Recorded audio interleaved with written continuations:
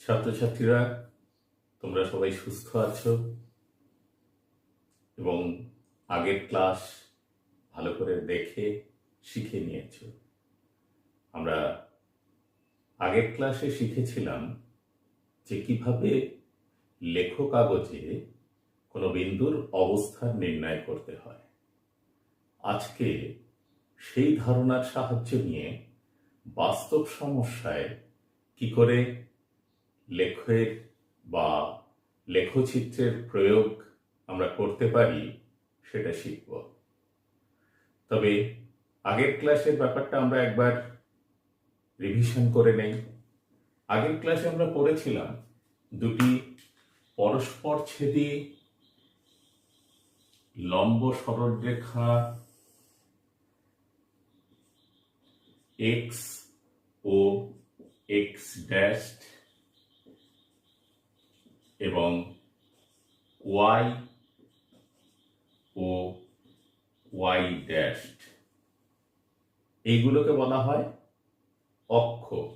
এটাকে বলা হয় এক্স অক্ষ, এটাকে বলা হয় এক্স অক্ষ বলবো, এটাকে বলবো ওয়াই অক্ষ। এটা হচ্ছে মূল বিন্দু। এক্স অক্ষের ওপর এক্স অক্ষের সমীকরণ হচ্ছে y ইকুয়ালস টু 0 আর y অক্ষের সমীকরণ হচ্ছে x ইকুয়ালস টু 0। এগুলো তোমরা নিশ্চয়ই তোমাদের মনে আছে, তোমরা একবার মিলিয়ে নাও আমার সঙ্গে। এবং মূলবিন্দুর স্থানাঙ্ক হচ্ছে 0 0। এক্স অক্ষের ধনাত্মক দিকে এক্স অক্ষের ওপর যে কোনো বিন্দুর স্থানাঙ্ক a0 ধরা হয়, অর্থাৎ যেখানে a পজিটিভ। এদিকে -a0 ধরা হয়, ওপরের দিকে 0, b ধরা হয়, নিচের দিকে 0, b ধরা হয়। আমরা আগের ক্লাসে এগুলো সব শিখেছি। এবং এক্স ও ওয়াই এই অঞ্চলকে বলা হয় প্রথম পাদ। প্রথম পাদে উভয় বিন্দুই ধনাত্মক, অর্থাৎ এ বি। প্রথম পাদে যে বিন্দুটি থাকে তার এক্স এবং ওয়াই প্রত্যেকেই ধনাত্মক হয়। দ্বিতীয় পাদের ক্ষেত্রে কি হয়? এক্স ঋণাত্মক হয় এবং ওয়াই ধনাত্মক হয়। এক্স ঋণাত্মক, ওয়াই ধনাত্মক। তৃতীয় পাদে যে সকল বিন্দুর গঠন মাইনাসে বি হয়, সেই সমস্ত বিন্দু তৃতীয় পাদে অবস্থিত হয়। আর চতুর্থ পাদে অবস্থিত বিন্দুর আকৃতি হয় বা আকার হয় a, বি, এই প্রকৃতির দেখতে হয়। তোমরা এগুলো নিশ্চয়ই প্র্যাকটিস করেছো। আজকে আমরা এই বিন্দুর অবস্থানের সাহায্য নিয়ে বাস্তব সমস্যাতে কিভাবে সমীকরণ তৈরি করতে হয় এবং তার দুটি সহসমীকরণ মিলে বা একাধিক সহসমীকরণ মিলে আমরা কি করে সমাধান করব সেটা দেখা হবে। ধরো তুমি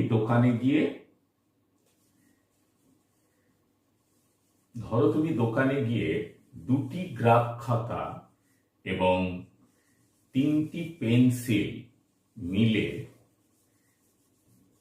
15 টাকা বা 16 টাকা খরচ করেছে। কি? দুটি গ্রাফ খাতা এবং 3টি পেন্সিল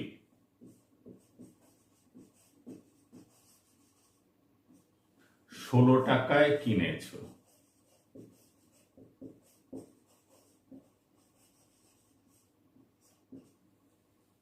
একে আমরা কি করে লেখচিত্রের আকার দেব, এই ব্যাপারটা আমরা আজকের ক্লাসে শিখব। দুটি গ্রাফ খাতাকে আমরা প্রতিটি গ্রাফ খাতার দাম যদি x টাকা হয় এবং প্রতিটি গ্রাফ খাতার দাম x টাকা এবং প্রতিটি পেন্সিলের দাম যদি ওয়াই টাকা হয়, তাহলে দুটি গ্রাফ খাতা 2x টাকা এবং 3টি পেন্সিল 3y টাকা মিলে মোট তোমাদের 16 টাকা খরচ হয়েছে। তাহলে আমরা কি পেলাম? দুটি ভিন্ন চলরাশি বিশিষ্ট একটি একঘাত সমীকরণ পেলাম, যাকে এই বাস্তব সমস্যার গাণিতিক প্রকাশ অর্থাৎ বীজগাণিতিক প্রকাশ এই আকারে করা হয়। এবং আমরা এর আগে অন্যান্য ক্লাসেও আগের ক্লাসগুলোতে এ ধরনের সমস্যা করেছি। তাহলে আরেকবার আমরা দেখে নেই, দুটি গ্রাফ খাতা এবং 3টি পেন্সিল অর্থাৎ প্রতিটি গ্রাফ খাতার মূল্য x টাকা এবং প্রতিটি পেন্সিলের মূল্য y টাকা হলে মোট 2x plus 3y equals to 16 এই সমীকরণ আমরা পেলাম। এই সমীকরণকে বলা হবে দুই চলরাশি বিশিষ্ট একঘাত সমীকরণ। তাহলে আমরা দুই চলরাশি বিশিষ্ট একঘাত সমীকরণের সাধারণ আকার কি পাই? ax plus by equal to c, যেখানে a b c ধ্রুবক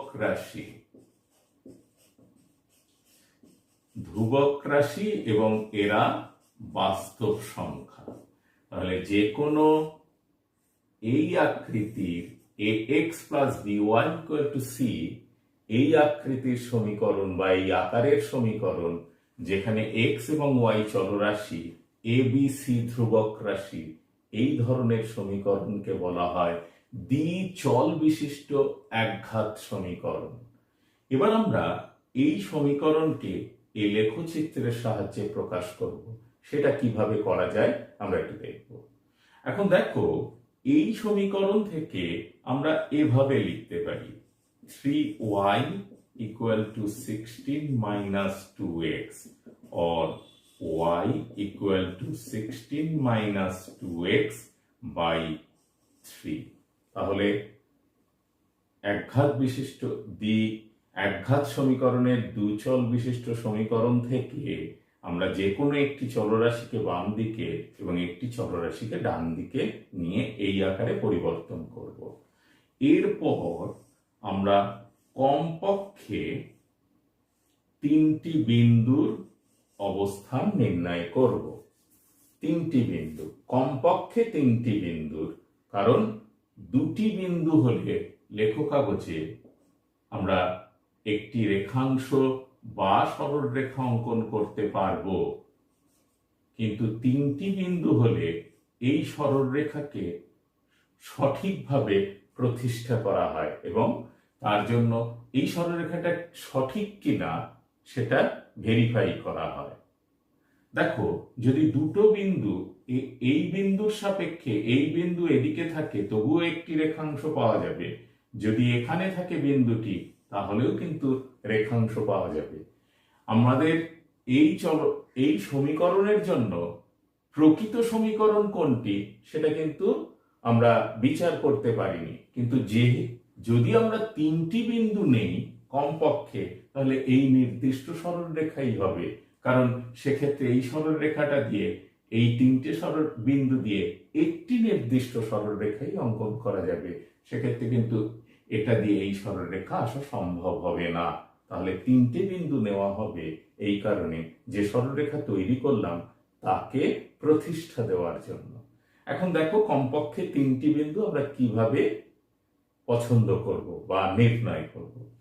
ডান দিকে যে চলরাশি থাকে সেই চলরাশির মান নিজের থেকে ধরতে হয়। আমরা যদি x equals to 0 বসাই, তাহলে 16 minus 0 equal to 16 by 3, যেটা ডিভিজিবল নয় 3 দিয়ে, অর্থাৎ ভাগ করা যায় না। তাহলে এমন সংখ্যা আমরা নিজের থেকে পছন্দ করব যার জন্য একে ভাগ করলে একটা পূর্ণ সংখ্যায় মান পেতে পারি, যেটা হতে পারে ধনাত্মক পূর্ণ সংখ্যা কিংবা ঋণাত্মক পূর্ণ সংখ্যা বা 0।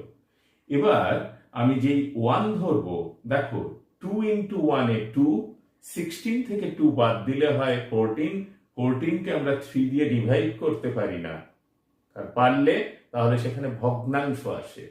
ভগ্নাংশ নিয়েও লেখচিত্র অঙ্কন করা যায়, কিন্তু তোমরা যখন উঁচু ক্লাসে উঠবে, আরো এগিয়ে যাবে, সেই সময় যে কোনো মান নিয়েই তোমরা স্কেলের ওপর বসিয়ে করতে পারবে। কিন্তু এই মুহূর্তে যেহেতু তোমরা নতুন শিখছো, তাই আমি চাইবো, বা এটা সাধারণত এটাই নিয়ম, যে পূর্ণ সংখ্যায় মানগুলোকে তোমরা বার করবে। আমরা যার জন্য এর মান, এক্স এর মান 3 ধরবো। যদি এক্স এর মান আমরা 3 ধরি, তবে দেখো 3 টু যার 6, যদি 3 ধরি তাহলে 3 টু যার 6, 16 থেকে 6 বাদ দিলে হয় 10, 10 কে 3 দিয়ে ডিভাইড করলে মেলে না, তাহলে আমরা 4 ধরবো। 4 ধরলে কি হয়, 4 টু যার 8, 8 যদি বাদ দেই তাও কিন্তু এক্ষেত্রে মিলবে না। তাহলে আমরা 5 ধরি, 5 টু যার, দেখো 5 ধরলাম এক্স এর মান, এক্স এর মান কত ধরলাম, 5। 5 ধরলে 5 দুগুণে 10, 16 থেকে 10 বাদ দিলাম, কত হয়, 16 থেকে 10 বাদ দিলে 6, 6 কে 3 দিয়ে ভাগ করলে 2, তাহলে 5 ধরলাম, 2 পেলাম। যদি ধরো আমরা 8 ধরি, 8 দুগুণে কত, 16, 16 থেকে 16 বাদ দিলে হয় 0, 0 কে 3 দিয়ে ডিভাইড করলে হয় 0।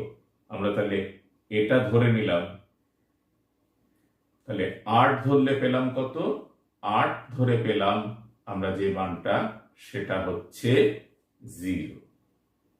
এবার আমরা 2 ধরতে চাইছি। 2 ধরলে 2 দুগুণে 4, দেখো 2 ধরছি, 2 দুগুণে 4, 16 থেকে 4 বাদ দিলে হয় 12, 12 কে 3 দিয়ে ভাগ করলে হয় কত, 4। কিন্তু আমরা যদি 5 ধরি, 5 ধরেছি, আবার -5 ধরতে পারি, -5 ধরলে কত হবে, 10, 5 দুগুণে 10, 16 আর 10 26, দেখো 26 কে 3 দিয়ে ভাগ করলে কোনো পূর্ণ সংখ্যা আমরা পাই না, তাই এই মান এক্ষেত্রে ধরবো না। তাহলে আমাদের এখানে দেখো 3টে মান পাওয়া গেছে। এই মানের সাপেক্ষে বিন্দুগুলি হলো 5, 2, আগে এক্স এর মান, পরে ওয়াই এর মান, পরেরটা হচ্ছে 8, 0, তারপরেরটা হচ্ছে 2, 4। এই বিন্দুগুলি আমরা পেয়ে গেলাম। তাহলে আমরা নিজেরা একটা সমীকরণ ধরে নিয়েছিলাম বা তৈরি করেছিলাম, সেই সমীকরণকে এবার আমরা লেখচিত্রের আকৃতিতে প্রকাশ করব। দেখো 5, 2, 1, 2, 3, 4, 5, 5, 1, 2, তাহলে এই বিন্দুটি হলো 5, 2। পরেরটা 8, 0, 5, 6, 7, 8, 8, 0, এই বিন্দুর স্থানাঙ্ক হচ্ছে 8, 0। পরেরটা কি আছে, পরের বিন্দু আছে 2, 4, 1, 2, 1, 2, 3, 4। আমরা 3টে বিন্দু পেয়েছি এবং এই 3টে বিন্দুকে সংযোগ করলে একটি সরলরেখা পেলাম। এই সরলরেখাকে আমরা এবি নামকরণ করতে পারি, অর্থাৎ 1 নম্বর সমীকরণের লেখচিত্রের আকার হচ্ছে এবি, যা একটি সরলরেখাকে চিহ্নিত করে বা সূচিত করে। তাহলে এরকম ভাবে যে কোনো সমীকরণই দেওয়া থাকুক না কেন, যে সমীকরণগুলোকে আমরা সরলরেখার আকারে বা একঘাত বিশিষ্ট সমীকরণে প্রকাশ করতে পারি, সেই সমীকরণই দিয়ে আমরা একটা লেখচিত্রের আকৃতি পাবো, যেটা হচ্ছে সরলরেখা। এই সরলরেখার উপর কমপক্ষে 3টে বিন্দু না নিয়েও আমরা কিন্তু চতুর্থ বিন্দু, পঞ্চম বিন্দু, এরকম ভাবে অসংখ্য অসংখ্য বিন্দু বার করতে পারি। আমরা এর পরে দেখব, যদি কোনো চলরাশি বা একটি চলরাশির একঘাত বিশিষ্ট সমীকরণ যদি আমরা তৈরি করি, যেমন x = 5, একটি চলরাশির একঘাত বিশিষ্ট সমীকরণ, সেই সমীকরণের আকৃতি কেমন হবে আমরা একটু বুঝে নেই। দেখো x, y, এক্ষেত্রে দেখো x এর ভ্যালু 5, যখন ওয়াই 0, এক্স এর ভ্যালু 5 যখন ওয়াই 2, এক্স এর ভ্যালু 5 যখন ওয়াই -2। ওয়াই এর সকল মানের জন্য এর এই চলরাশির বা এই সমীকরণের মান দাঁড়ায় এক্স ইকুয়ালস টু 5। তাহলে দেখো আমরা এই লেখচিত্রের বিন্দুগুলো কি কি, 5 0, 5 2, 5 -2। তাহলে তার 1 2 3 4 5, 5 0 এই বিন্দুটি, 5 2 এই বিন্দুটি, 5 -2 এই বিন্দুটি। এবার এদেরকে যোগ করলে আমরা একটা সরলরেখা পাই। যে সরলরেখাটির একটি নির্দিষ্ট বৈশিষ্ট্য আছে, যে সরলরেখাটি ওয়াই অক্ষের সমান্তরাল। তাহলে এক্স ইকুয়ালস টু ধ্রুব রাশির সমীকরণের বৈশিষ্ট্য কি, ওয়াই অক্ষের সমান্তরাল। অনুরূপে আমরা যদি ওয়াই ইকুয়াল টু 2 একটি সরলরেখা অঙ্কন করি বা এই লেখচিত্রের গ্রাফ অঙ্কন করি, তাহলে কিন্তু আমরা পাবো ওয়াই এক্স, এক্স এর মান 0 হলেও ওয়াই 2, এক্স এর মান 2 হলে 2, এক্স এর মান -2 হলেও 2।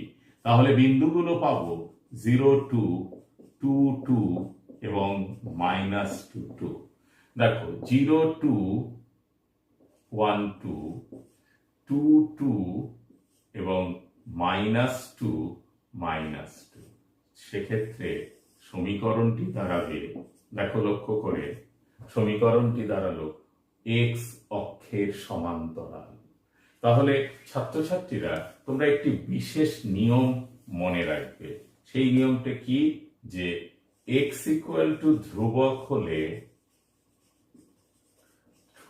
হলে এর লেখচিত্রের সমীকরণ ওয়াই অক্ষের সমান্তরাল, এবং যদি ওয়াই ইকুয়াল টু ধ্রুবক হয় তাহলে তার লেখচিত্র এক্স অক্ষের সমান্তরাল।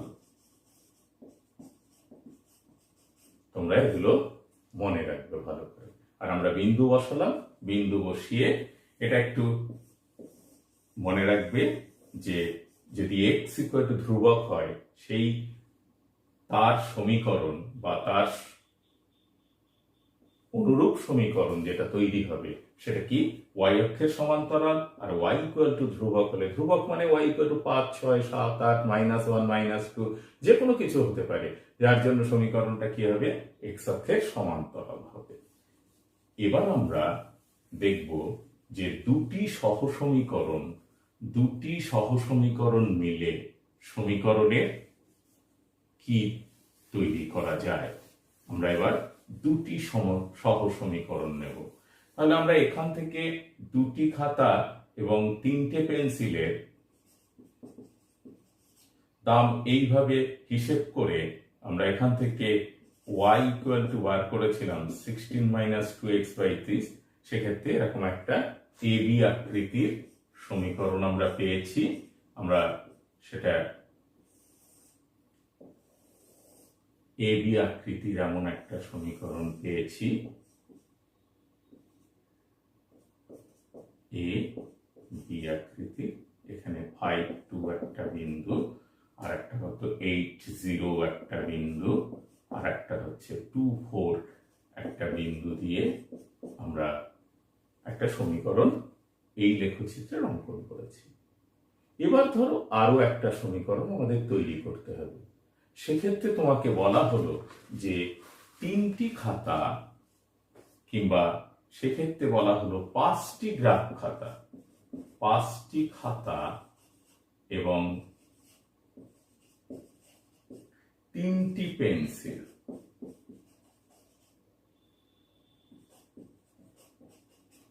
5টি গ্রাফ খাতা এবং 4টি পেন্সিল একত্রে দাম 33 টাকা।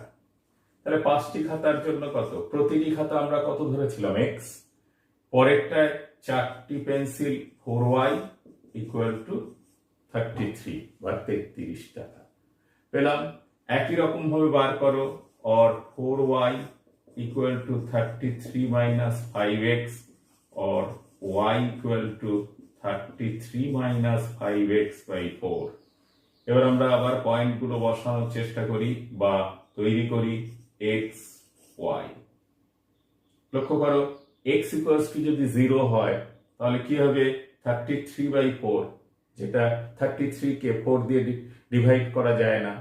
আমরা এবার x এর মান যদি 1 ধরি, x এর মান 1 ধরলাম, তাহলে 5 এর থেকে 5, 33 থেকে 5 বাদ দিলে কত হয় 28, 28 কে 4 দিয়ে ভাগ করলে 7। আমরা তাহলে এর জন্য 1 এর জন্য মান কত পেলাম 7।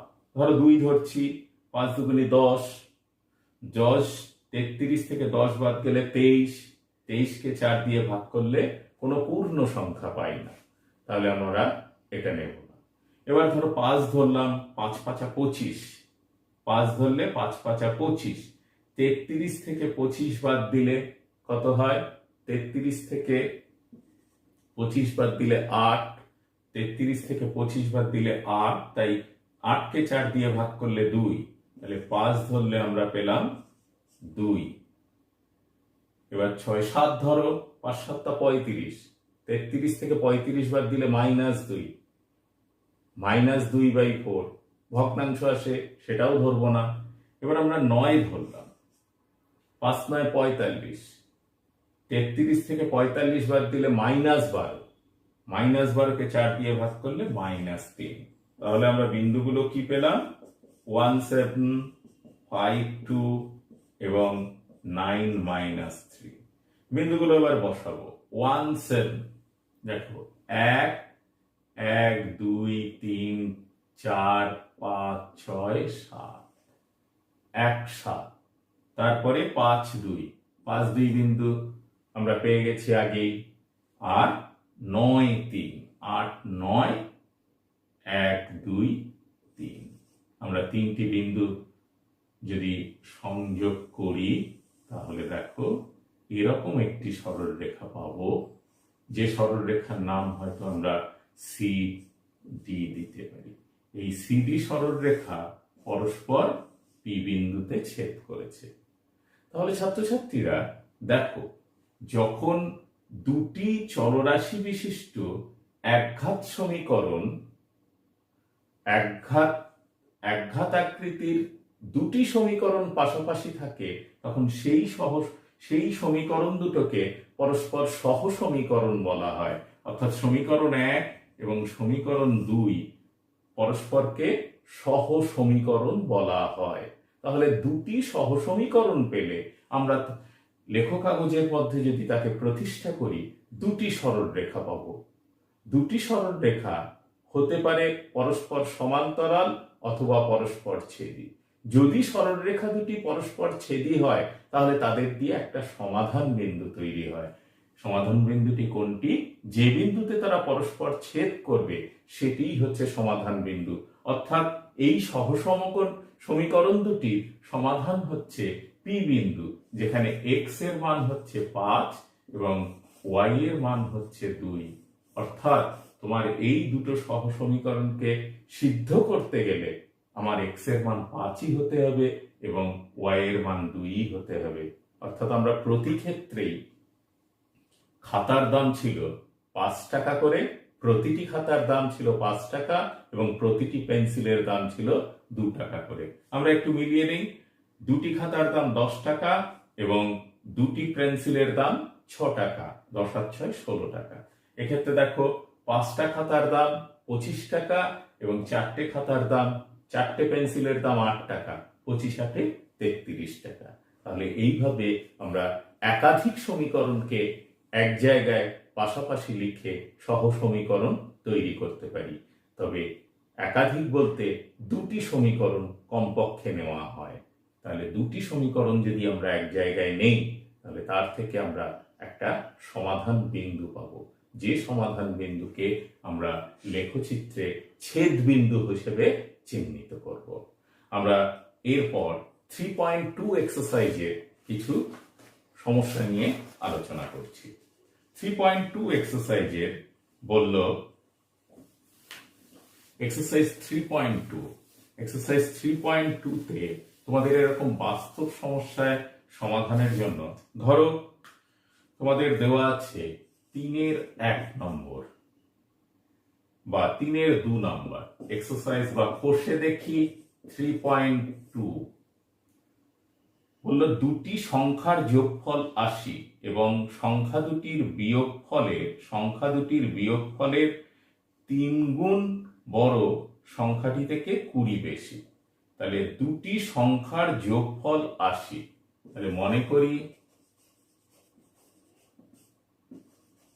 একটি সংখ্যা x এবং অপর সংখ্যা সমান y। অতএব x প্লাস y সমান 80 আমরা একটা সমীকরণ পাবো। সেই সমীকরণ থেকে লেখচিত্র অঙ্কন করতে পারবো। এবার বলল ওই সংখ্যা দুটির বিয়োগফলের 3 গুণ বড় সংখ্যাটি থেকে 20 বেশি। তাহলে এর মধ্যে একটি সংখ্যা এটাই বড় সংখ্যা ধরছি। তাহলে দ্বিতীয়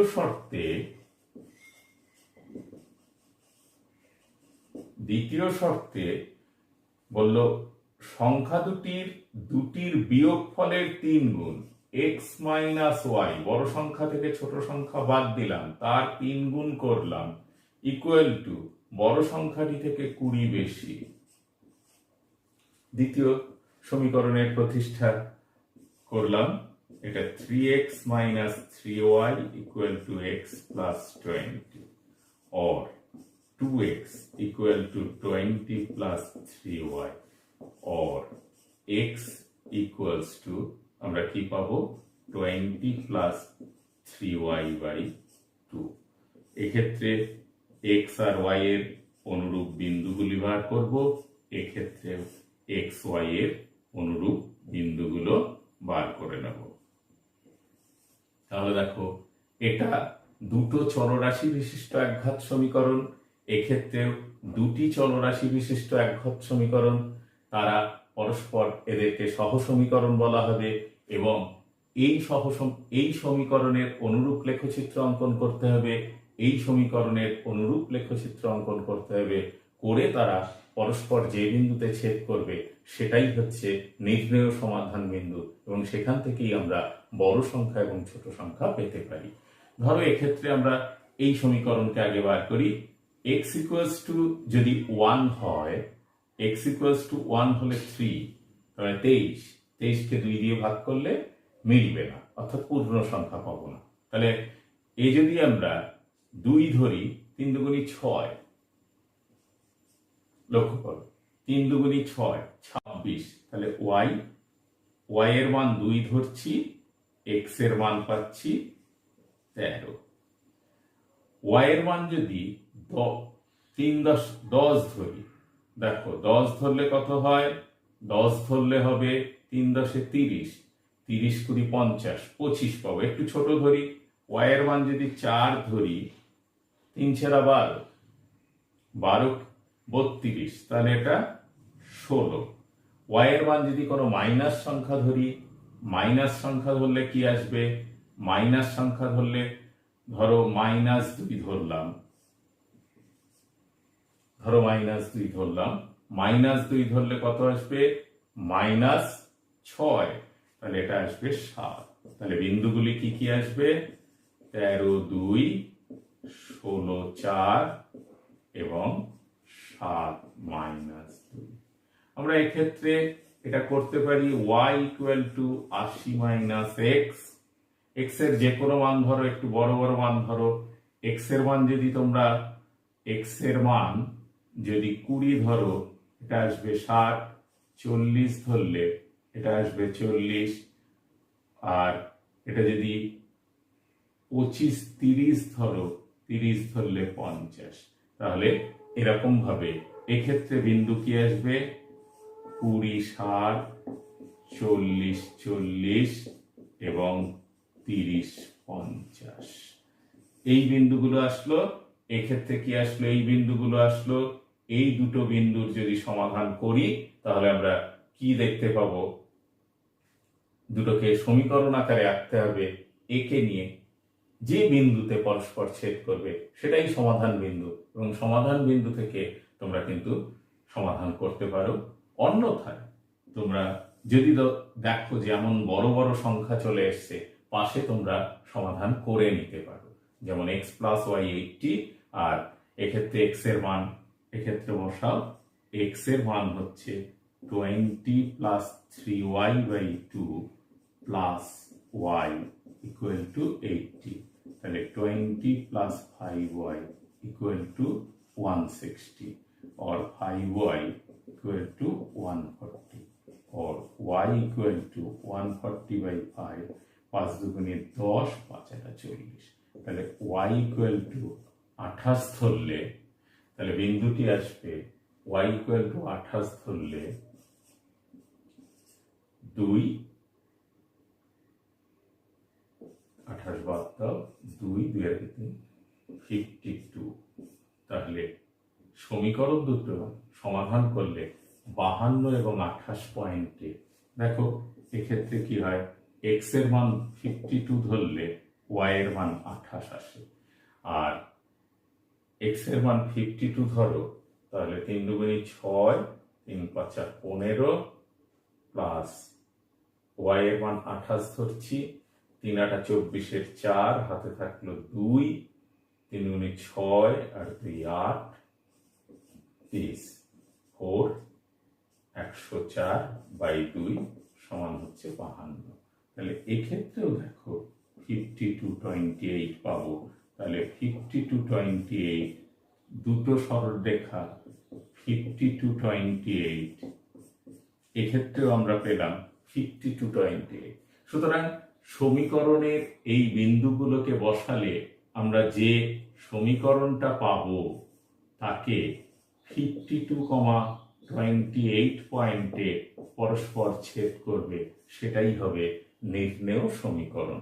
আমি বিন্দুগুলো তোমাদের বার করে দিলাম, তোমরা লেখো কাগজ নেবে, এরকম ভাবে লেখো কাগজ পাবে।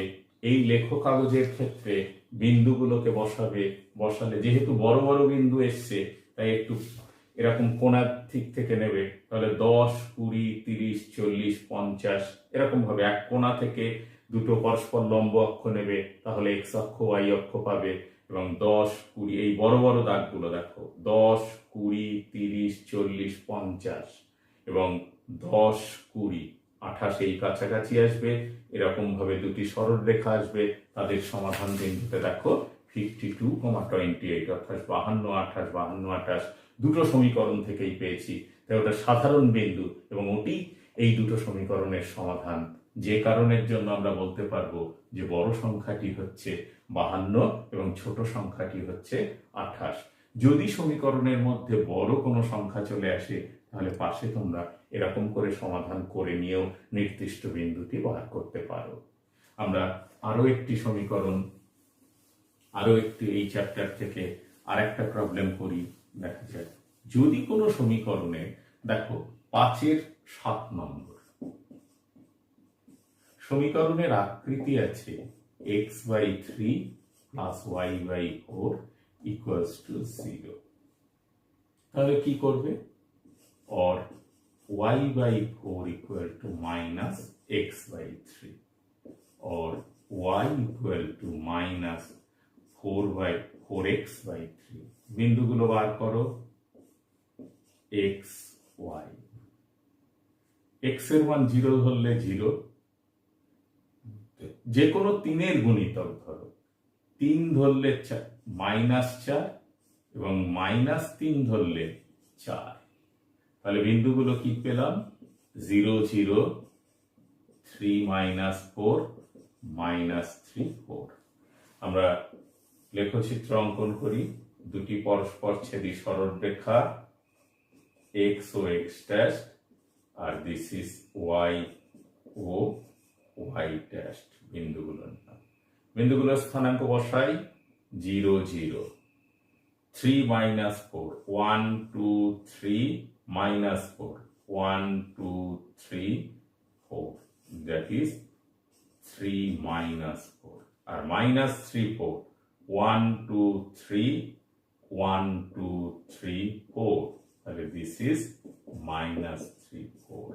তাহলে আমরা তিনটি বিন্দু পেলাম, এই তিনটি বিন্দুকে সংযোগ করলে একটি সরলরেখা পেলাম, যে সরলরেখার নাম আমরা এবি দিতে পারি এবং লেখার সময় লিখবে এবি সরলরেখাটি প্রদত্ত সমীকরণকে সূচিত করে। এই সরলরেখার একটি বৈশিষ্ট্য আছে, দেখো, যদি ডান দিকে শূন্য থাকে, অর্থাৎ ধ্রুবক পদটি শূন্য হয়, একঘাত দ্বিচল বিশিষ্ট একঘাত সমীকরণে ধ্রুবক পদটি শূন্য হয়, তাহলে অবশ্যই সেই সমীকরণটি মূল বিন্দুগামী হবে, এটা মনে রাখবে। দেখো, যেহেতু ডান দিকে শূন্য এসেছে, তাই এই সমীকরণটি অবশ্যই মূল বিন্দুগামী হবে। আমরা এরকম ভাবে এই চ্যাপ্টার থেকে কিছু অঙ্কর সমাধান বাস্তব সমস্যায় প্রয়োগ করে তার লেখচিত্র অঙ্কন করলাম। তোমরা বাড়িতে এই 3.2 এক্সারসাইজের সমস্ত প্রবলেমগুলোকে নিজেরা আগে সমীকরণগুলোকে, বাস্তব সমস্যাগুলোকে বীজগাণিতিক সমীকরণে প্রতিষ্ঠা করবে এবং সেখান থেকে সমাধান করবে। যদি একটি সমীকরণ থাকে তাহলে একটি লেখচিত্র পাবে, একটি সরলরেখা পাবে, এবং যদি দুটি সমীকরণ থাকে তাহলে তারা পরস্পর সহসমীকরণ তৈরি করবে এবং সহসমীকরণ সমাধান করলে তাদের একটি সাধারণ বিন্দু পাবে, তাহলে সরলরেখাগুলোর একটা সমাধান আসবে, ছেদ বিন্দু আসবে, সেই ছেদ বিন্দুই সমাধান বিন্দু হিসেবে চিহ্নিত